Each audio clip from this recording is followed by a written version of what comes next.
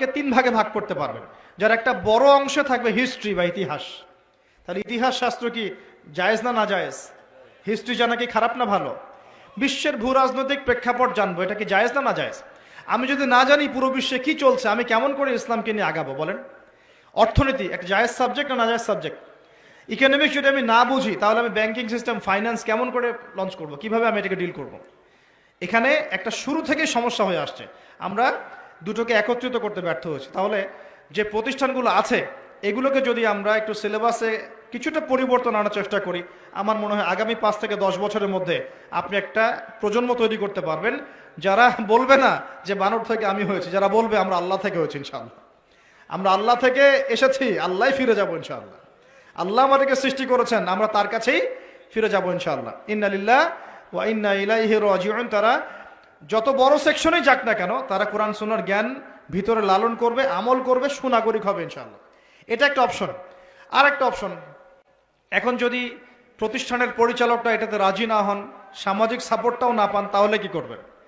তাহলে অপশন হচ্ছে যারা সামর্থ্যবান, শোনেন, যারা সামর্থ্যবান, যাদের যোগ্যতা আছে, যারা বিষয়গুলো বোঝেন, ভাবেন এবং যারা চান না যে আমাদের প্রজন্মগুলো ধ্বংস হয়ে যাক, নতুন নতুন শিক্ষা প্রতিষ্ঠান গড়ে তোলেন, নতুন নতুন মাদ্রাসা গড়ে তোলেন, নতুন নতুন স্কুল গড়ে তোলেন, নতুন নতুন কলেজ গড়ে তোলেন, এমন কিছু করেন নতুন গড়ে তোলার পরে এগুলোর মধ্যে আপনি কম্বাইন্ড এডুকেশন চালু করে দেন।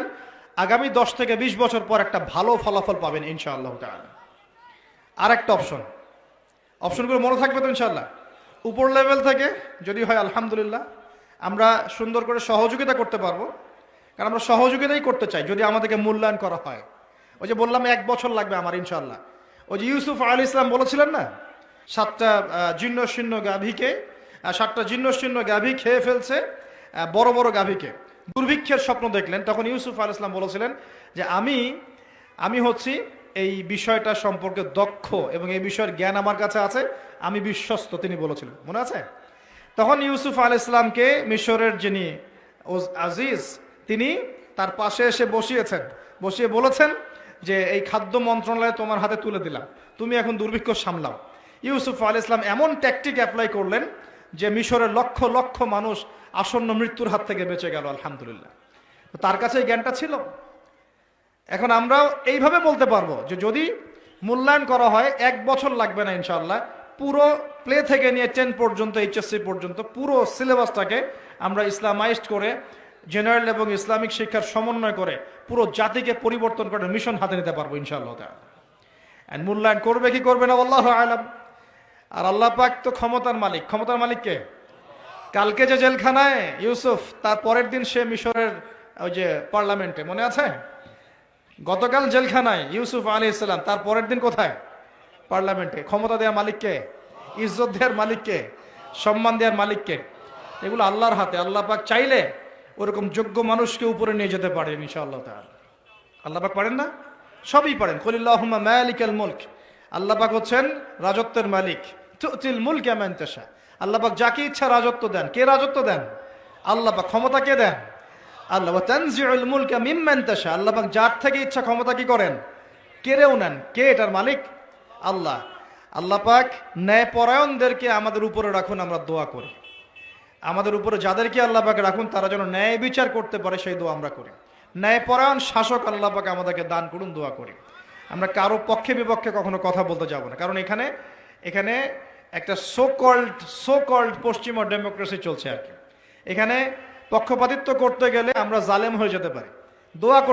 দোয়া করতে হবে যে আল্লাহ পাক আমাদের উপরে যেন সৎ, যোগ্য এবং ন্যায়পরায়ণ শাসক আল্লাহ পাক আমাদেরকে দান করেন, বলি আমিন। এবং তাদেরকে ন্যায় বিচার করার তৌফিক আল্লাহ পাক দান করেন। আল্লাহ পাক এমন শিক্ষা ব্যবস্থা প্রণয়ন করার তৌফিক দান করেন যার মধ্য দিয়ে যেন আমাদের ছেলেমেয়েরা, আমাদের সন্তান সন্ততিরা আগামী 5-10 বছর পরে যারা আসবে, তারা এই বাংলার মাটিতে জেনারেল শিক্ষায়ও শিক্ষিত হবে ইনশাআল্লাহ, ইসলামিক শিক্ষাও শিক্ষিত হবে ইনশাআল্লাহ। তারা মসজিদের ইমামও হবে, অর্থনীতির বিষয়ে বুঝবে। তারা ডক্টরও হবে, হাফেজও হবে, তারা ইঞ্জিনিয়ারও হবে ইনশাআল্লাহ। এদিকে দেখবেন সে দিনের বেসিক জ্ঞান অর্জন করে মোটামুটি মেশকাত দাওরা পর্যন্ত পড়ে ফেলেছে ইনশাআল্লাহ। তার সম্ভব, এটা অসম্ভব কিচ্ছু না।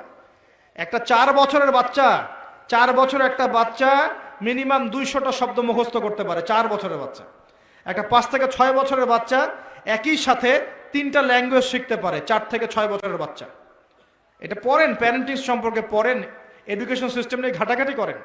বড় বড় কান্ট্রিগুলোর দিকে তাকান, আচ্ছা সেকুলার কান্ট্রির দিকেই তাকান, ব্রিটেনের দিকে তাকান, কানাডার দিকে তাকান, আপনি অস্ট্রেলিয়ার দিকে তাকান, ঠিক আছে, মিডল ইস্টের কান্ট্রিগুলোর দিকে তাকান, দেখেন ওরা শিক্ষা ব্যবস্থাকে কিভাবে ঢেলে সাজাইছে। ওরা শুধু একমুখী শিক্ষা চাচ্ছে না। উত্তর কোরিয়ার নাম শুনেছেন কিনা? আচ্ছা চায়নার কথা বলি, উত্তর কোরিয়া পরে। চাইনিজদের মধ্যে কি কোরআন আছে? আছে?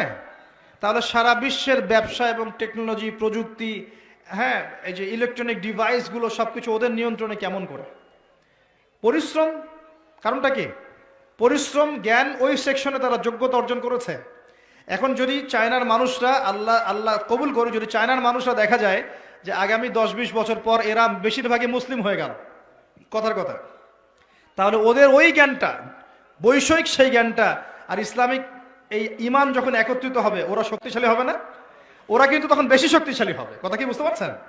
মনে করেন উত্তর কোরিয়া, ওরা এখন খালি পারমাণবিক মিসাইল বানায়, খেয়াল করছেন কি? ওটা দিয়ে আমেরিকাকে ভয় দেখায়। তো আল্লাহ যদি কবুল করেন, ওরা যদি বেশিরভাগ মানুষ আগামী 20 বছর পর মুসলিম হয়ে যায়, ওরা শক্তিশালী হবে না আমরা? এটা বুঝতে হবে যে মানুষের জ্ঞানকে অবমূল্যায়ন করা যাবে না। ওই জ্ঞান ঠিক আছে, এর মধ্যে ইসলামিক জ্ঞানটাকে ইনজেক্ট করলে একটা ভালো প্রজন্ম আপনি তৈরি করতে পারবেন ইনশাআল্লাহ। এটাই আমাদের উদ্দেশ্য, এটাই আজকের কথা বলার মূল উদ্দেশ্য। আল্লাহ পাক আমাদেরকে বোঝার তৌফিক দান করুন। ইসলামিক জ্ঞানটাকে সর্ব জায়গায়, সর্বমহলে ইনজেক্ট করার চেষ্টা করতে হবে। আল্লাহ পাক আমাদের সবাইকে এই কথাগুলো বোঝার তৌফিক দান করুন। এবং এতে কোনো ক্ষতি নাই, এতে আমাদের লাভ, আমাদের পরিবারের লাভ, আমাদের সন্তানদের লাভ, এবং পরের প্রজন্ম যেটা আসবে ওরা আমাদের জন্য দোয়া করবে ইনশাআল্লাহ। বলবে যে আল্লাহর সৌভাগ্য যে আমরা আমাদের উপরে এমন মানুষদেরকে পেয়েছিলাম যারা ইসলামকে ধ্বংস করে নাই, ইসলামের বিজয়ে অগ্রণী ভূমিকা পালন করেছে। আলহামদুলিল্লাহ।